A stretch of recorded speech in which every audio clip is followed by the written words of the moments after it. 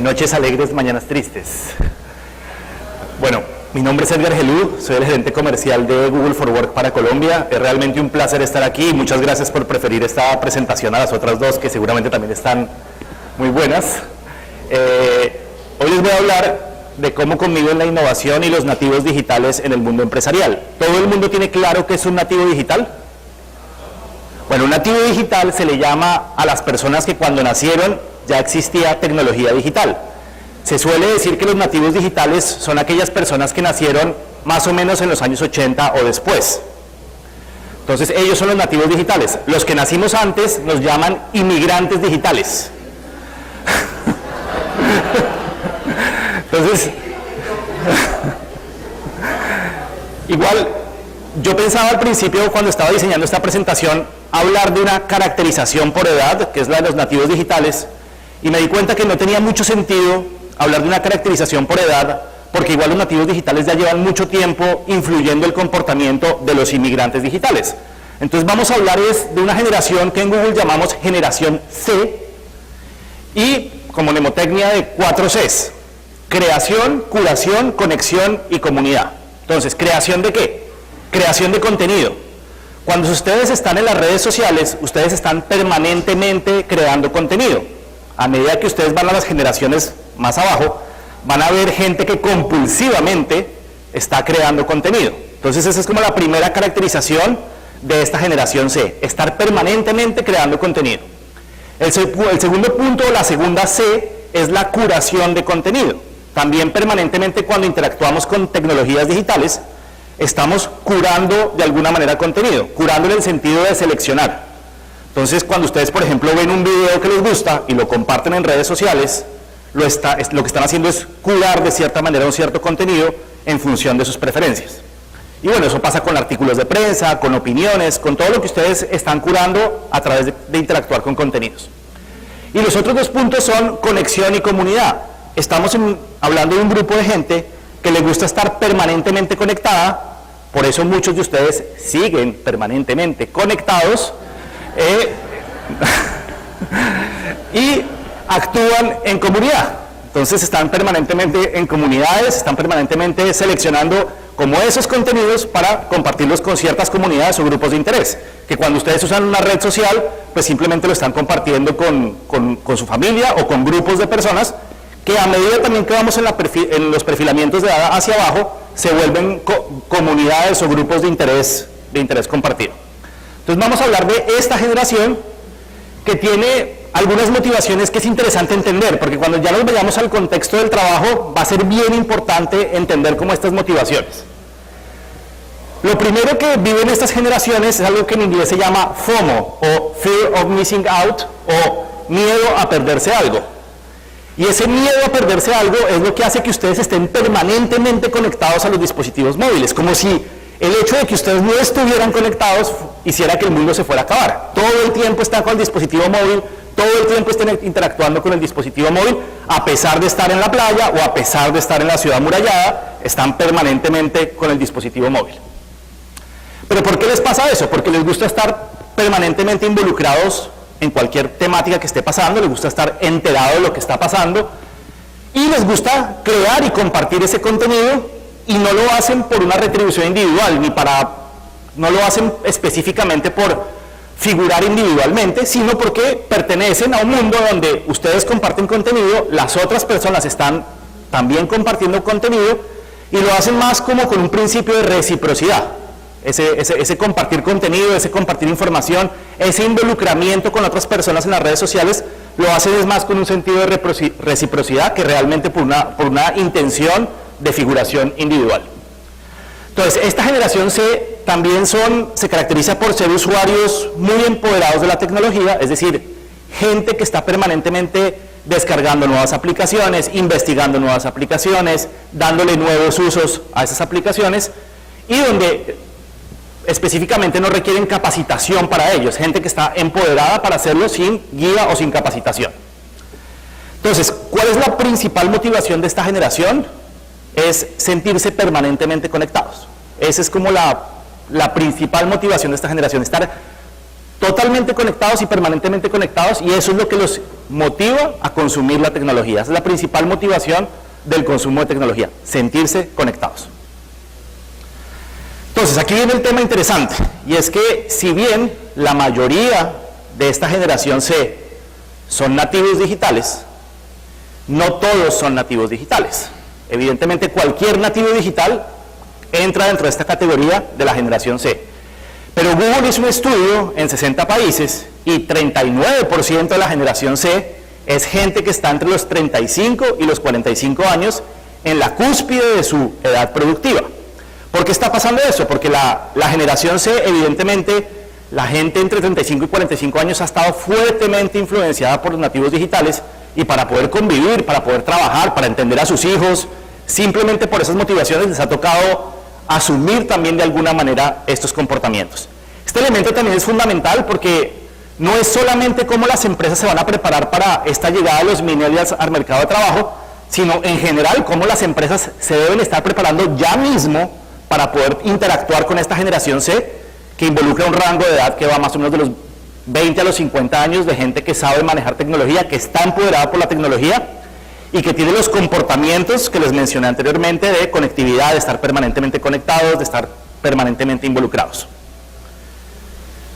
Entonces, una característica más de esta generación es que están rompiendo paradigmas muy fuertes. Por ejemplo, si ustedes hace 3 años le preguntaban a cualquier persona si era capaz de hacer autostop en la calle, nadie era capaz de hacer autostop en la calle. Sin embargo, hoy en día, UberX es un sistema donde ustedes se suben a un vehículo de un desconocido que es muy parecido a hacer autostop, ¿sí? Y hace unos años era inimaginable que alguien en Colombia dijera, no, yo jamás me subiría en un vehículo particular con alguien que no conozco. Lo mismo pasa con los modelos de habitación tipo Airbnb, que no sé si todos conocen, pero es más o menos un modelo donde ustedes alquilan la casa de alguien para poder quedarse donde esa persona. Y es una plataforma muy bien organizada donde ustedes pueden reservar una habitación o un apartamento entero. También era poco imaginable que se masificara el uso de alquileres de apartamentos a través de estas plataformas.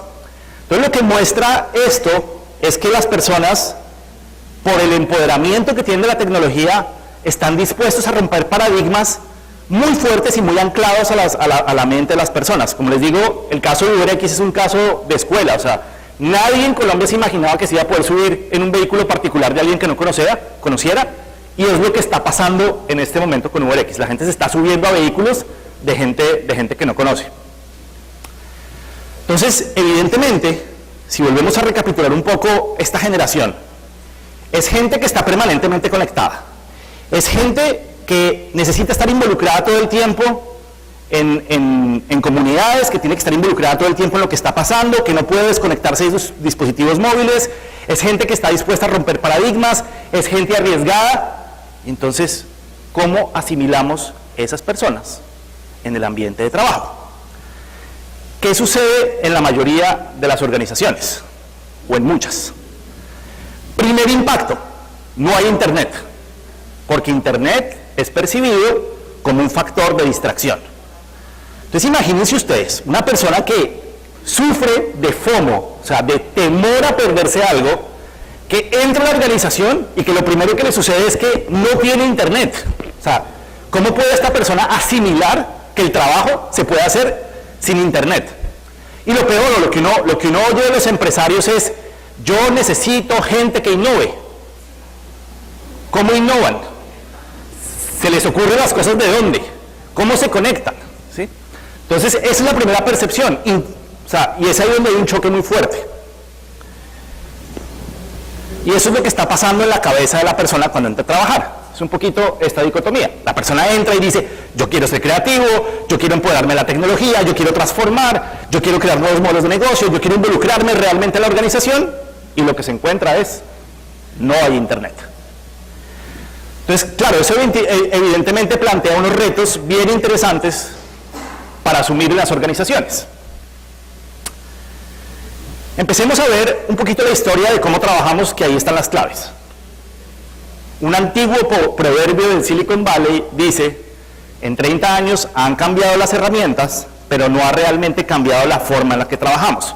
Miremos un poco cómo trabajábamos en los años 80. En los años 80, la manera en que trabajábamos era una persona creaba contenido, se lo pasaba a alguien para que lo comentara, muchas personas hacían eso de forma individual, y lo que hacía una persona al final era consolidar ese trabajo y pues sintetizarlo, consolidarlo, y eso era lo que correspondía al trabajo en equipo.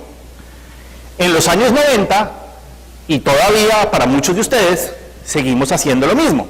Ya no lo hacemos a mano, pero lo hacemos con un computador, pero el proceso sigue siendo exactamente el mismo.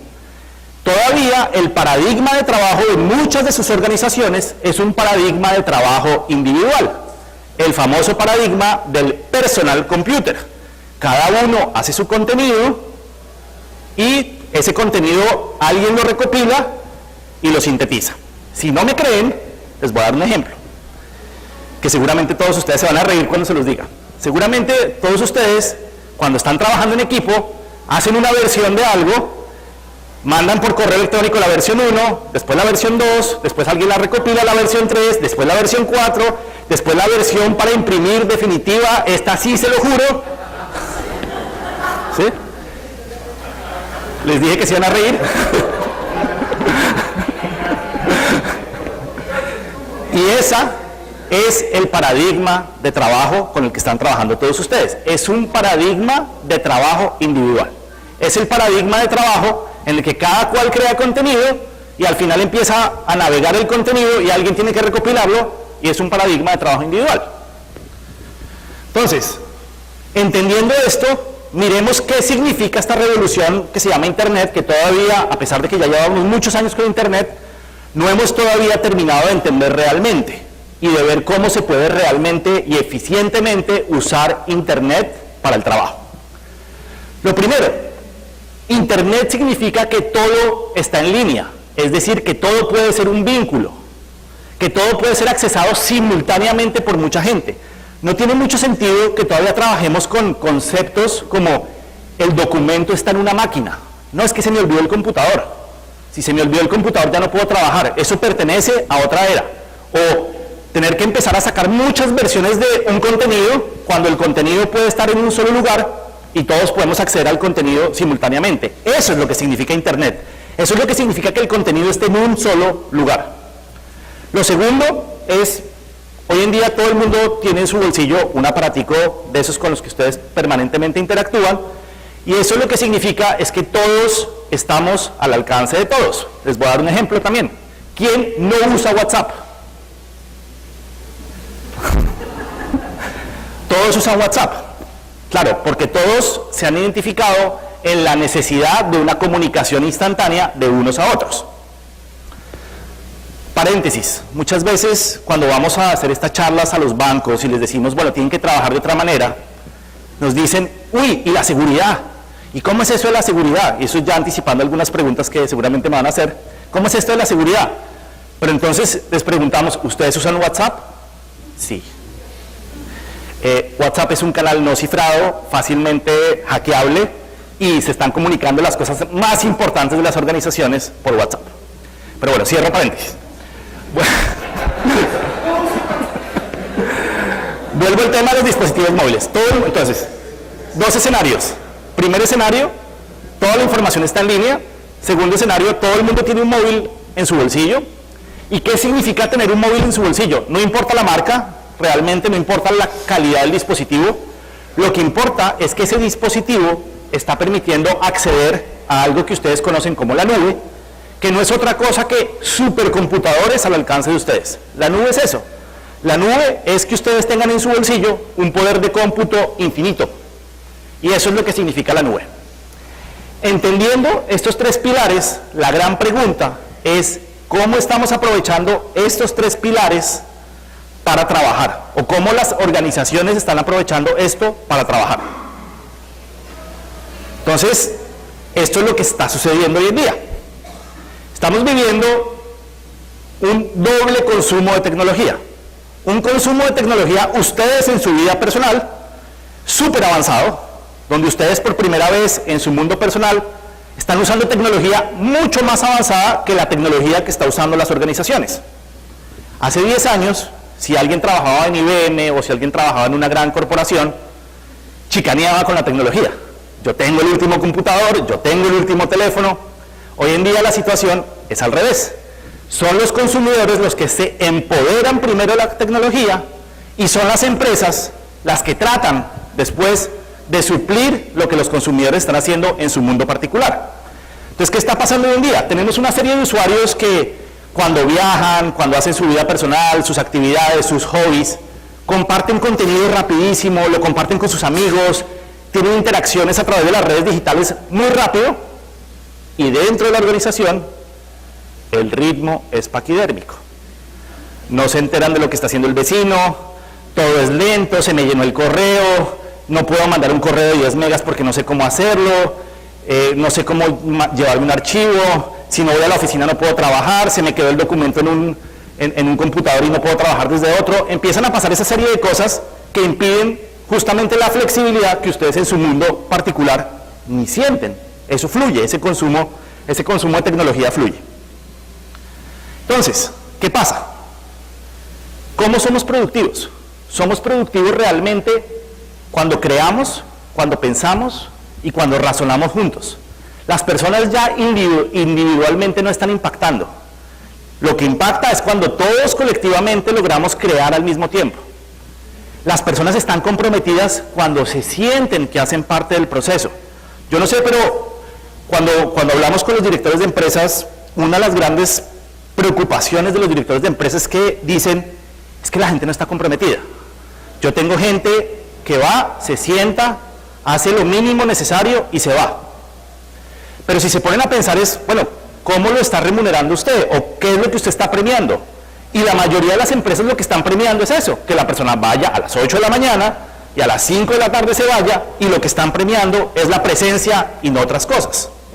Cuando justamente lo que las personas quieren, y sobre todo esta generación C, lo que esta generación está pidiendo es, déjennos contribuir, déjennos aportar, déjennos co-crear, déjennos hacer parte de las decisiones. Y esa manera, esa colaboración, lo que genera compromiso de las personas. Entonces, ahí está la problemática. ¿Cómo podemos transformar ese famoso paradigma de productividad individual con el que venimos trabajando en los últimos 20 años y transformarlo en un paradigma de trabajo colectivo donde todo el mundo pueda aportar, donde todo el mundo pueda co-crear en una organización? Les voy a dar algunos ejemplos. Entonces, ¿cómo hacemos para aprovechar al máximo esta generación C? ¿Cómo hacemos para aprovecharla al máximo? ¿Cómo hacemos para que esa generación se sienta realmente comprometida? Primer punto, hablemos de la política de recursos humanos, que es fundamental.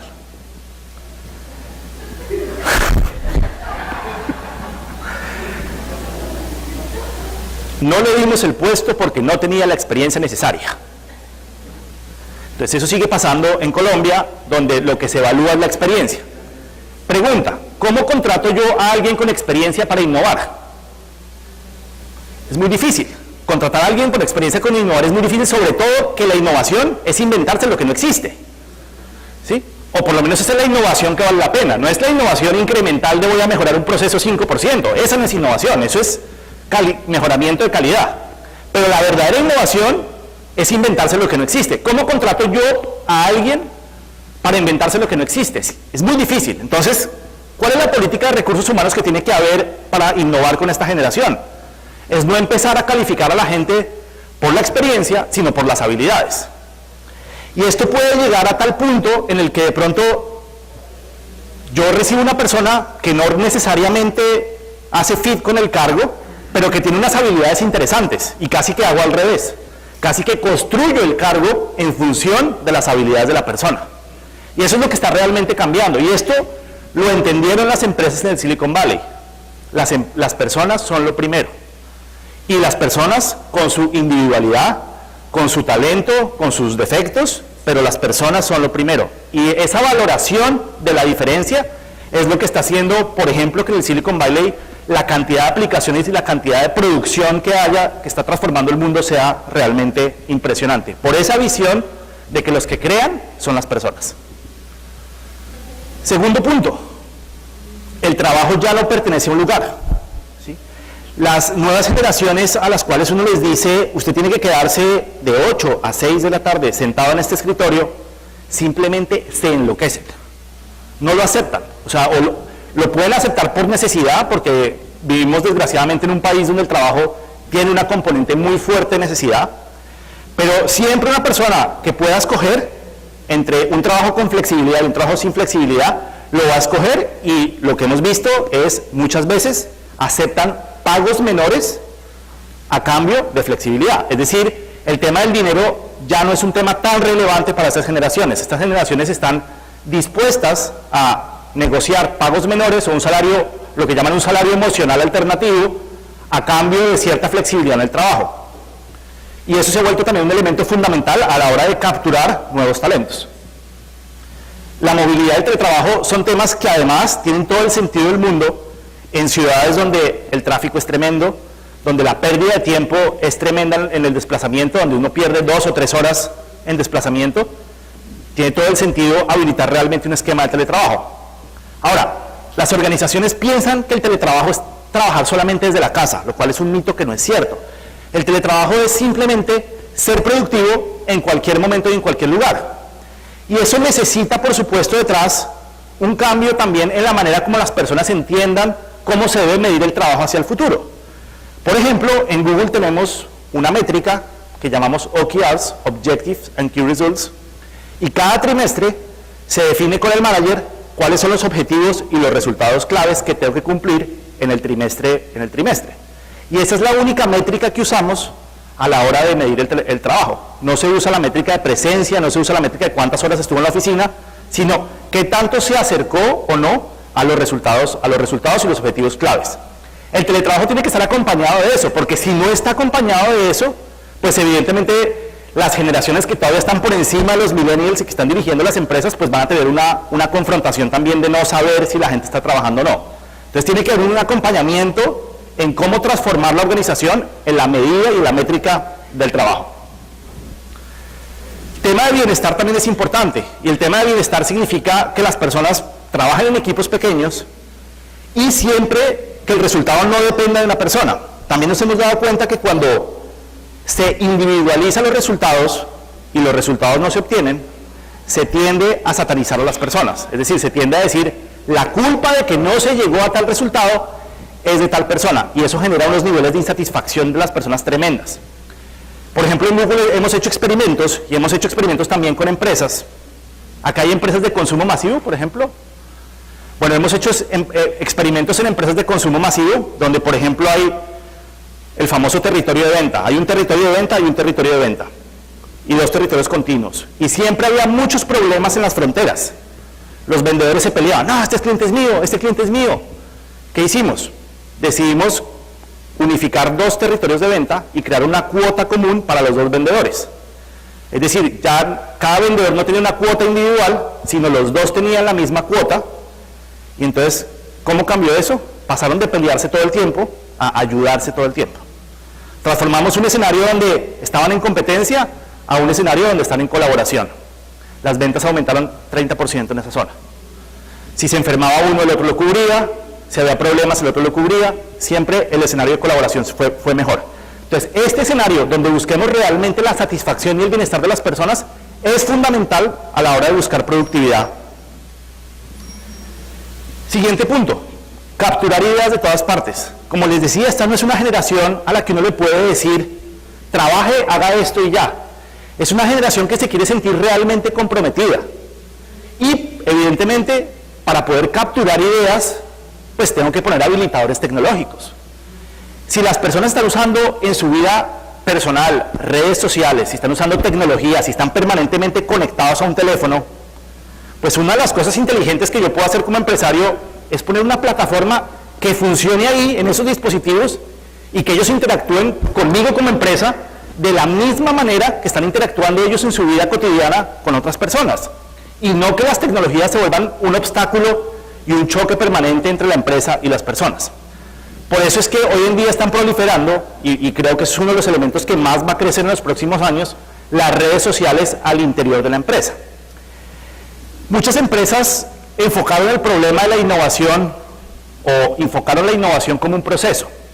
Entonces, vamos a crear el proceso de innovación. Entonces, fueron y compraron un software de gestión de ideas.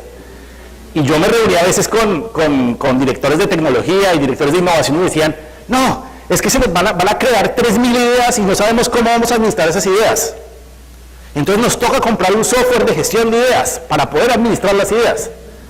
Entonces lanzaban el programa de innovación y la primera semana, 1.000 ideas.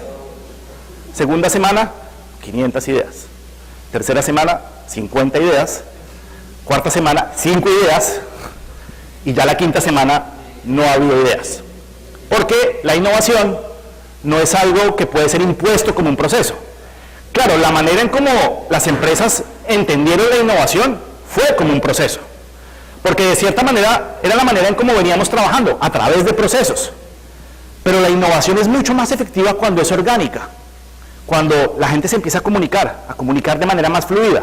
Cuando la gente está en una empresa donde hay transparencia, donde la presidencia le explica al resto de la organización qué es lo que está pasando. Pasa mucho en las organizaciones que el presidente se dirige a toda la compañía al principio del año. Queridos empleados, nuestra visión para el 2015 es esta. El presidente sigue evolucionando en su mente, pero los empleados se quedaron con la visión de enero. Ya en septiembre, el presidente se le ocurrieron 1.000.000 de cosas y los empleados siguen en su cabeza con el speech de enero. Entonces, ¿qué genera eso? Genera que la empresa va para un lado y los empleados piensan que la empresa va para otro lado. Y cuando las cosas no están sincronizadas, pues es muy difícil obtener los resultados. Es por eso que el poder habilitar todos los canales de comunicación en tiempo real entre las personas es lo que cambia la ecuación. Y es lo que llamamos colaboración o trabajo en equipo. Colaboración es un término un poco más sofisticado, trabajo en equipo sería como lo más básico. Entonces, háganse una pregunta. ¿Cuál de sus empresas realmente tiene una herramienta para trabajar en equipo? Usualmente cuando hacemos esta pregunta, la mayoría dice el correo. Pero el correo no es realmente una herramienta para trabajar en equipo. ¿Qué otras herramientas están usando como habilitadores tecnológicos para poder trabajar en equipo? Entonces, para cerrar, y para darles un poquito de espacio a preguntas, cuatro puntos que me parece muy importantes que se lleven para recordar. No es un tema de edad, es un tema de comportamientos, es decir, vamos a empezar a recibir gente, evidentemente los millennials van a crear grandes desafíos en las organizaciones de cómo trabajar, pero no es un tema exclusivo de los millennials, sino es un tema que ya tiene comportamientos donde el empoderamiento de la tecnología cambia la ecuación. Ese es el primer punto. Entonces, ténganlo presente, esto es cosa que va a influenciar gente de 20, 25 o hasta 50 años que tiene un alto consumo y un alto empoderamiento de la tecnología. Segundo punto, esta generación es una generación que vive conectada y que la conexión es parte de su ADN y lo que espera es que su espacio de trabajo también esté conectado, hiperconectado. Entonces no espera que cuando uno llegue al espacio de trabajo la conexión se vuelva realmente un problema. Los espacios de trabajo tienen que estar adecuados para recibir esta generación y sacarle el máximo provecho a esta generación. Tercer punto, si ustedes quieren una innovación en su organización, busquen innovación orgánica. Es decir, no se trata solamente de crear un proceso y vamos a hacer el proceso de innovación e imponer un proceso de innovación, sino realmente crear unos espacios de colaboración donde la colaboración se ve como el prerequisito de la innovación. En la medida que ustedes tengan gente que está intercambiando ideas, que está intercambiando pensamientos, que está trabajando en equipos crossfuncionales, todo eso son los requisitos para innovar y cuando tengan eso en su organización está lista para hacer una innovación realmente disruptiva, una innovación que vale la pena y no simplemente una innovación dentro de un proceso muy enmarcado que lo que suele salir de ahí es innovación incremental. Entonces, como conclusión, ¿cuál es realmente el reto? Pues el reto, a nuestro juicio, es muy sencillo. Es no tratar de imponerle a toda una generación que viene con unos hábitos, los antiguos hábitos de trabajo, que es lo que estamos haciendo, sino realmente entender los hábitos de esta gente que viene y adecuar el nuevo lugar de trabajo acorde a esos hábitos para sacarle el mejor provecho a toda esa generación de gente que está llegando a las organizaciones. Esto era.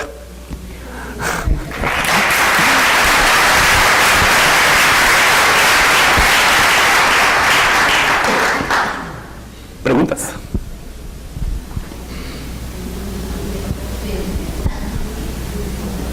Buenos días. Buenos días. Mira, nosotros trabajamos con un gremio de pymes. ¿Sí? Y entendemos, por supuesto, que las organizaciones grandes de tecnología estén enfocadas en las grandes empresas, es normal, por unas reglas de mercado, pero yo quisiera saber es cómo las pymes, que son, bueno, las micro, las pequeñas, bueno, las medianas, más grandecitas, pueden acercarse a este uso, pueden tener un canal de comunicación más comprensible para ellos, más cercano, porque muchas veces uno siente a estos grandes tecnológicos bastante alejados y un poco accesibles.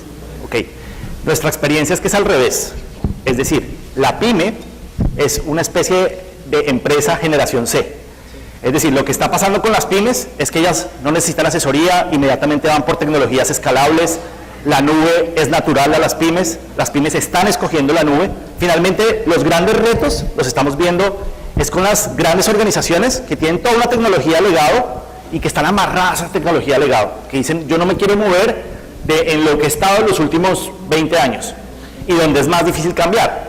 La ventaja de las pymes es que por su tamaño, por muchas características, son mucho más rápidas, se mueven con mucho más agilidad y están consumiendo tecnología mucho más avanzada. Y eso es justamente lo que está cambiando la ecuación dentro del panorama económico también. Buenos días. Edgar, quisiera conocer tu experiencia sobre qué limitación existe aún en temas de conectividad, si sigue siendo, digamos, una barrera para adopción de nuevas herramientas de trabajo al interior de las organizaciones, o si por el contrario los países de América Latina y específicamente Colombia están avanzando adecuadamente en temas de conectividad a eso que es Internet como nos lo presentas hoy. Sí, bueno, esa pregunta es muy buena y tiene varios elementos de respuesta. El primer elemento es, no por trabajar en la nube significa que ustedes tengan que estar siempre conectados. Eso es un mito. Uno a veces piensa que por usar tecnologías en la nube, si no tengo internet, soy improductivo. Todas las tecnologías en la nube, las de Google y las de otros proveedores, han hecho muchísimos esfuerzos en poder trabajar de manera desconectada, entendiendo que uno no siempre está conectado, y con una tecnología que permite simplemente, cuando hay conexión, sincronizar todo el trabajo, lo cual hace que todo sea transparente para el usuario final. El tema de conectividad ya es un tema que tiene otras dos componentes, una componente del gobierno, que está trabajando muchísimo en eso, entonces yo creo que en eso el panorama va a cambiar muchísimo en los próximos años y hay tranquilidad en ese punto. Lo que sí es más preocupante es que las organizaciones no le dediquen el suficiente ancho de banda a una organización, entendiendo que Internet se debería asumir como el canal de productividad dentro de una organización. Todavía vemos organizaciones que le dedican a Internet un presupuesto chiquitito, unos anchos de banda chiquititos, cuando a nuestro juicio es el insumo fundamental para trabajar, es casi como la luz para poder trabajar. Y sí vemos grandes retos de que las organizaciones entiendan eso y permitan que con el desarrollo de nuevas aplicaciones, con el desarrollo de nuevos modelos de trabajo, pues detrás le pongan los anchos de banda que son necesarios. Pero hay mucha tranquilidad en Google de que la conectividad es un problema que en Colombia se va a resolver y se está resolviendo a una velocidad que no es preocupante para el modelo de negocio.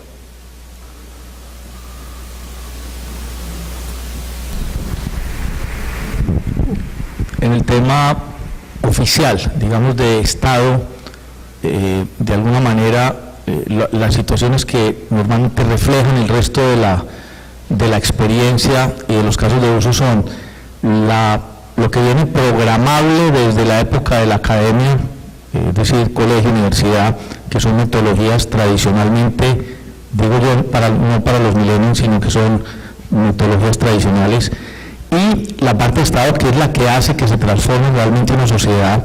Vemos cómo ha sido ese impacto desde el punto de vista de las nuevas tecnologías de colaboración y de trabajo en grupo, porque fundamentalmente las compañías que trabajan y están relacionadas con Estado, pues evidentemente no pueden llegar a hacer su trabajo completo si no se pueden comunicar adecuadamente con las entidades estatales, o por otra parte las que están relacionadas con personas que vienen de la academia, que vienen preprogramadas, cambiar la cultura, porque ya estamos hablando es cambiar el número de horas a la semana, 48 horas, a establecer indicadores exactos de funcionamiento. Eso le parece a uno medio sueño en las entidades oficiales, y también, obviamente, en las compañías, en todas las corporaciones. ¿Cómo ha sido la experiencia, digamos, de ustedes desde el punto de vista más objetivo y más centralizado con respecto a este fenómeno? Esa es tal vez la pregunta más importante, también tiene infinitas respuestas, pero empecemos por lo primero. Lo primero es lo siguiente. El reto de cualquier proyecto de estos, como tú lo mencionas, Luis Javier, es un proyecto de transformación de la cultura. ¿Qué pasa? Que cuando hacemos proyectos de este estilo, lo que las empresas piensan, esto es un proyecto de tecnología. Lo que menos es un proyecto de tecnología. La tecnología es un habilitador, pero es solo eso. Si el proyecto se enfoca, un proyecto de realmente poner habilitadores tecnológicos, solo se enfoca en que tecnología maneje esto y no se pone una gran componente de gestión del cambio, de liderazgo, de transformación de la cultura de la empresa, estos proyectos pues sencillamente fracasan. ¿Y fracasan por qué? No es porque fracasen porque algo salga mal, todo sale bien, pero básicamente pasa lo que les dije en uno de los slides. Nueva tecnología, pero el mismo proceso en el trabajo. Y para mí, cuando hacemos eso, o sea, cuando una empresa invierte en tecnología para cambiar los procesos y la forma de trabajar, y después de la implementación sigue trabajando de la misma manera, para mí eso es un proyecto que fracasó, así todo salga bien en términos de migración, en términos de aplicación, en términos de esas cosas. Entonces, un proyecto de estos tiene como reto fundamental la transformación real de la organización, el cambio. Entonces, efectivamente, en las entidades oficiales, el reto grande es que las decisiones se toman a unos niveles primero mucho más lentos, donde nadie realmente se empodera de la transformación de la cultura de una entidad, y en ese sentido es mucho más difícil de transformar. Y yo creo que la apuesta ahí es que esa transformación va a ser orgánica, es decir, la transformación en una entidad oficial va a pasar cuando la mayoría de las personas que trabajan en esa entidad son gente nativa digital o generación C.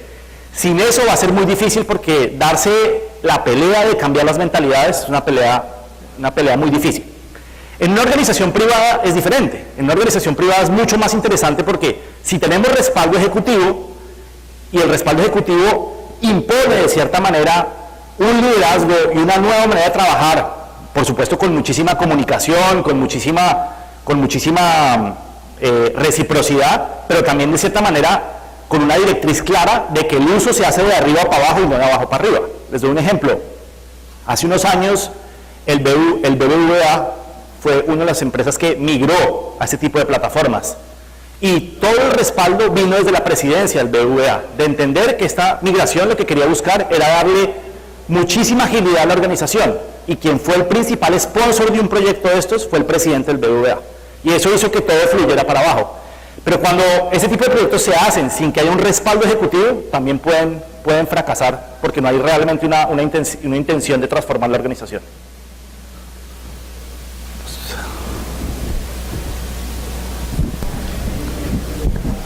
Entendiendo de que la innovación debe ser más de la parte orgánica, ¿hay algunas actividades que se manejen para inspirar la innovación, o hay que esperar que el man se le prenda el bombillo? Y por la otra parte hay gente que tiene mentes que accionan como cargas montunas, ¿no? Eso, salen cosas para todos los lados. Si uno no focaliza eso, pues generalmente no llega a un resultado. Entonces, ¿cómo se manejan esos dos aspectos? Sí. Mauricio, esa pregunta tiene como dos niveles de respuesta. Lo primero, las metodologías para la innovación existen. Hay una metodología muy importante que se está usando, que es Design Thinking, que son procesos en donde sentamos a la gente y buscamos un reto, una serie de retos, donde la gente participa, y ahí salen prototipos, y ahí sale innovación. Esa es, digamos, una metodología de innovación que es bastante probada. Respecto a las ideas, a muchas ideas confluyendo en un mismo espacio, lo que nosotros pensamos es que ese nivel de filtro es necesario, pero ese nivel de filtro también puede ser orgánico. Es decir, una cosa es implementar un software donde dice, ok, aquí pongo las ideas, aquí se filtra, aquí se focaliza, y otro es hacer lo mismo, pero de una manera más natural. Es decir, habilitar espacios de comunicación, habilitar momentos de comunicación, habilitar espacios donde hay liderazgo hacia la comunicación, para buscar esa focalización y ese filtro, pero sin imponer una metodología dura, sino una metodología blanda. El objetivo de eso también es el mismo, es la adopción. Si uno impone un proceso de innovación muy cerrado, se va a enfrentar a los mismos retos de adopción que cualquier tecnología. Al principio mucha gente con mucho entusiasmo participa y con el tiempo va decayendo. Lo que toca es más un esquema blando, donde haya moderación, donde haya incentivos, donde la gente participe, donde se busquen diferentes espacios, sin que sea un proceso lineal, porque eso es lo que, pues la experiencia que tenemos es que eso tiende a aburrir a la gente y tiene unos retos de adopción muy complicados. Evidentemente, todo esto es difícil generalizarlo porque depende mucho de la industria, ¿no? No es lo mismo la innovación en una manufacturera que en una empresa de alta tecnología, no es igual. O sea, tiene que tener especificidades en cada industria. Gracias. De alguna manera usted ha dado muchas ideas referente a la pregunta que yo le voy a hacer, pero me gustaría que de pronto nos diera un par de tips. Usted como comercial, ¿qué sugiere que las instituciones de formación deben generar en las próximas personas que estamos formando como competencias blandas, transversales o como contenidos que debe tener un comercial del futuro? Pienso que no va a ser el mismo del maletín que va a ir caminando punto a punto y cerrando negocios de alguna manera, sino tendrá que haber otras competencias y otras habilidades que maneje ese comercial del futuro. Pues eso lo mencionó, no sé si estuvieron en la conferencia de Fred ayer. Justo fue uno de los puntos centrales de la conferencia de Fred ayer. Él decía que uno de los puntos más difíciles es que hoy en día el cliente está súper informado. O sea, uno como comercial ir a explicarle lo que hace un producto a un cliente no sirve absolutamente de nada. O sea, yo como comercial ir a explicarle a un cliente lo que hace un producto en el donde hay mucha más información en internet que la que yo puedo almacenar en mi cabeza es absolutamente vacío. Entonces yo creo que las nuevas generaciones en ventas, en consultoría, en cualquier cosa, deben formar capacidades para realmente entender un negocio y poder aportar ideas que de verdad puedan transformar el negocio. Y estar muy informados es en los contextos en los que se está moviendo una determinada industria. En cuanto a capacitación misma, creo que lo que no están haciendo los colegios ni las universidades es entender ese cambio. Y entonces las universidades y los colegios siguen educando a los niños con un paradigma de productividad individual. Todavía se premia al niño que fue el mejor, todavía se premia al niño que sabe algo por encima del niño que no sabe. También me atrevo a hacer un augurio que en los próximos años va a haber una transformación donde los modelos de educación van a buscar es que todo el mundo tenga un conocimiento, que en una clase todos los niños se preocupen por la educación de todos, no solamente por el éxito individual. Eso ya se empiezan a ver videos y experimentos en América Latina, y creo que ese va a ser el cambio a nivel de la educación que puede transformar esos modelos. Muy bien, Edgar, yo quiero hacerte una pregunta y es para ti. Uno de los valores que destacaste en la presentación es que las personas son lo primero. Yo quiero preguntarte tú, en tu cotidianidad, con tu equipo de trabajo, ¿cómo vives ese valor? O sea, ¿cómo eso es una realidad para ti, con tu gente? ¿Cómo liberas el potencial de esas personas que están ahí contigo? Listo. Les voy a contar cómo Google libera mi potencial. Ayer estaba conversando con algunos del grupo. A mí, por ejemplo, me gusta mucho la música. Y es muy importante para mí la música. Y si yo tuviera que trabajar en un esquema donde tengo que estar de 8 a 6 y no puedo hacer música, pues en algún momento de mi vida me hubiera puesto una balanza. ¿Qué hago? ¿Escojo mi trabajo o escojo mi pasión? Y eso para mucha gente es, no, escojo mi pasión, voy a vivir mal, voy a tener un mal sueldo, pero escojo mi pasión. Y Google hizo un estudio donde se dio cuenta que eso mismo estaba pasándole a muchísima gente en el Silicon Valley, no con la música, sino con el surf, y con otras actividades de aire libre allá. Y entonces dijo, ok, vamos a hacer un compromiso. Creó un programa que se llama One Simple Thing, una cosa simple, y cada persona puede decir qué es lo que más le gusta, cuál es su pasión, y Google le da todas las facilidades para que lo haga por lo menos una vez por semana. ¿Qué generó eso? Genera que uno tenga un balance muy fuerte entre su vida privada, entre su pasión y su trabajo. Y eso lo que ha hecho es aumentar la retención de talento que no se ha ido. Entonces, esa es una manera en cómo Google ha potenciado y ha capturado el talento de la gente para que no se vaya, y es un caso que yo viví y que realmente me ha encantado. Gracias. Edgar, para el caso de Colombia, ¿qué tan lejos realmente estamos de que esto sea un tema de práctica, de buena práctica, llamémosla institucional? Porque lo que uno encuentra realmente es que los tomadores de decisiones en todas las organizaciones públicas y privadas tienen una brecha muy grande entre lo que usted plantea y las decisiones que hay que hacer. A ver, eso está pasando, como lo mencionábamos ahorita. Las empresas pequeñas están adoptando este tipo de prácticas porque están entendiendo esto a una velocidad tremenda. Las empresas grandes tienen muchísima más resistencia, pero eso va a cambiar. Eso va a cambiar porque las empresas que no se transformen y que no innoven van a tender a desaparecer. No sé, piensen ustedes en los típicos ejemplos cliché, pero que valen la pena recordar. Netflix, Blockbuster. Taxis amarillos, Uber. Kodak, cámaras digitales. BlackBerry, Android y iPhone. Todos esos casos que fueron empresas que por ser paquidérmicas, por tener procesos montados, por no poder moverse con agilidad, simplemente desaparecieron del panorama. Y lo que está pasando en la industria colombiana es parecido. Por ejemplo, en la industria de seguros, que es una industria tradicional. Están llegando empresas de seguros de otros países con nuevos modelos de negocio que logran sacar productos en 2 meses, cuando el time to market de una empresa de seguros es 1 año, mientras pasa por legal, por comercial, por técnico, por jurídico, bueno, por todos esos temas, se demoran 1 año en sacar un producto, y llega una empresa de Bélgica o de Holanda y sacan productos en 2 meses. Entonces, eso está causando un impacto muy fuerte a las empresas y están diciendo, tenemos que repensar los modelos de trabajo para ser más flexibles, más rápidos, más productivos y poder contrarrestar a la competencia. Yo creo que eso va a pasar en Colombia porque está abierto a un mercado mundial, no tiene otra alternativa. Creo que una pregunta más. Por favor, yo que soy antes de la generación de la C, 2 temas rapiditos. El primero es, todavía tengo el paradigma de que me da miedo aperturar el internet porque se me van a meter los virus y se me daña la información. Y el segundo es yo tengo un montón de gente muy operativa, de mucha concentración, de mucho enfoque al resultado numérico. Si les dejo abierto el internet no se van a distraer con el Facebook, con el Twitter, con todo esto, o definitivamente ya lo tienen debajo en el smartphone. ¿Qué prefieres? ¿Que utilicen su smartphone y no tienes ningún control? ¿O darles un marco donde puedan tener mucha libertad y una libertad controlada? Ese es el primer elemento. ¿Y la concentración? Confianza, empoderamiento, medición de resultados.